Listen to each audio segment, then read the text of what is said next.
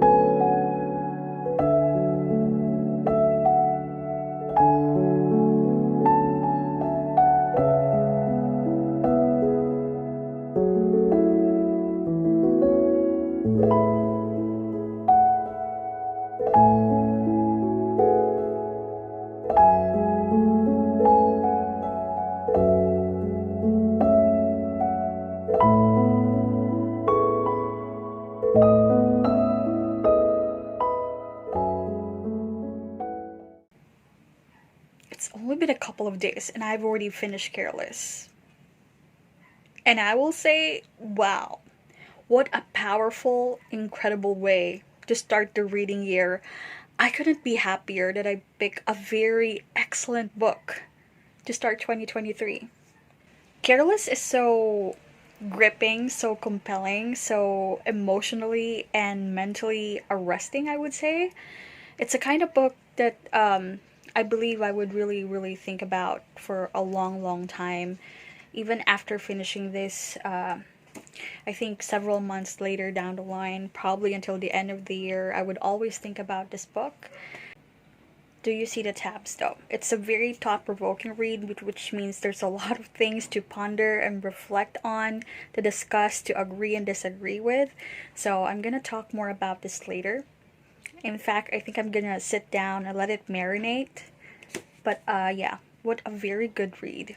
So in a bit, I'm gonna be starting the next book for this reading vlog, Jellicoe Road.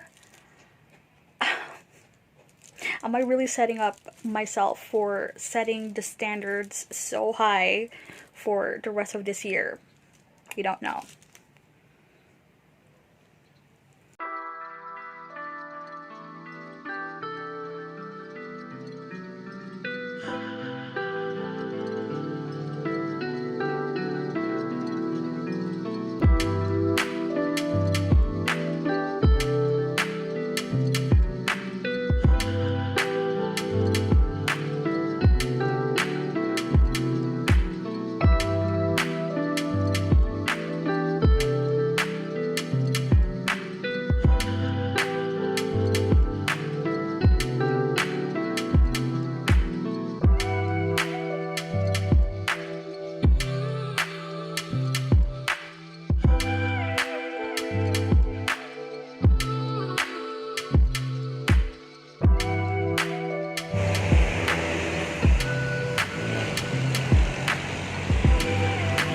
Happy birthday, B!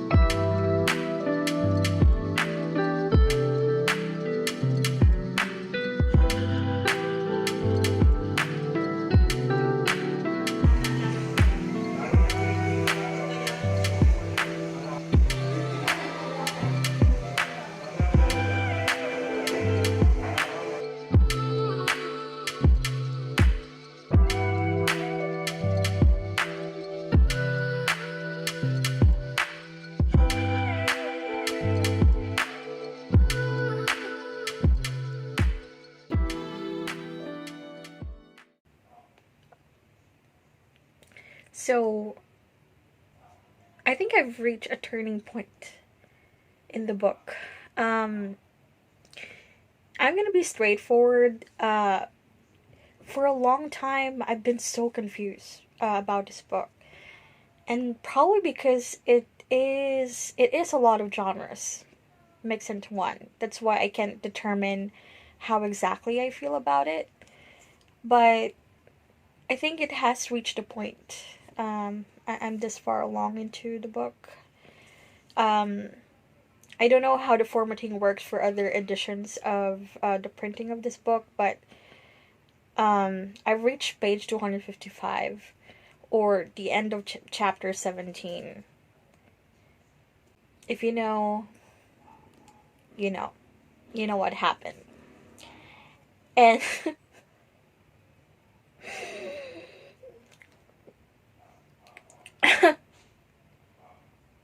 am I tearing up? Yes, yes, I'm tearing up. It's only the second book of the year, and I'm already close to crying.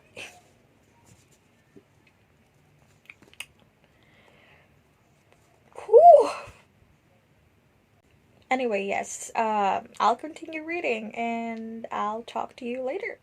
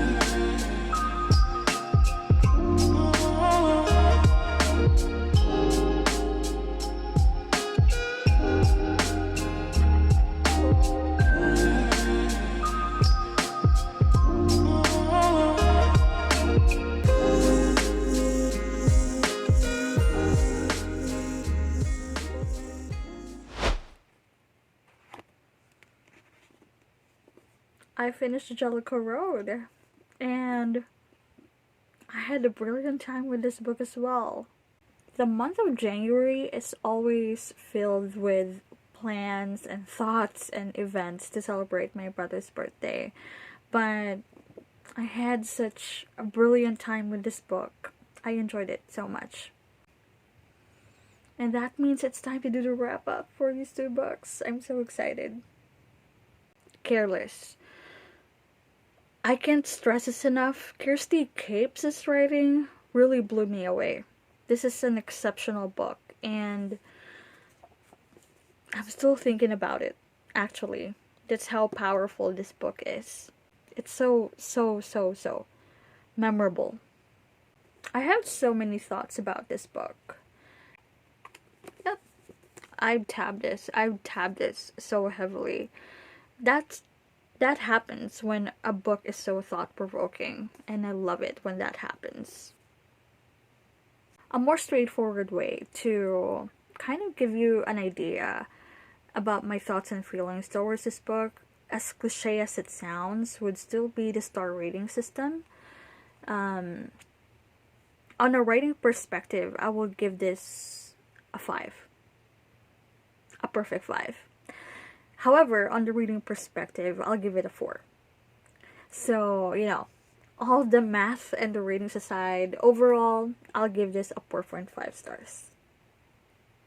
The writing thoroughly impressed me, and it got me so excited because I'm really looking forward to more of Kirsty Capes' work. One of my usual difficulties in appreciating YA during the last couple of years in my life is how exhausted I am with unlikable and unlovable protagonists. And Careless executed it so well. So it's so redeeming that Kirsty Capes managed to still feature the same hard to understand, hard to love, hard to like, hard to appreciate protagonists. And she managed to deliver that. You know how? By surrounding this character with so many people, with varying, very valid and very broadening your horizon perspectives. I love that. I love that so much because it shows you that Kirsty Capes is very aware of the many sides that you can explore. Now, on the reading perspective, the reason I'm giving it a 4, I think, really resembles my feelings towards giving opinions about memoirs, because it's really hard to talk about something that I don't have the right to say something about. You know what I mean? This talks about teenage pregnancy and, most importantly, the foster care system in the UK. We don't have that in our country. So, who am I to talk about it?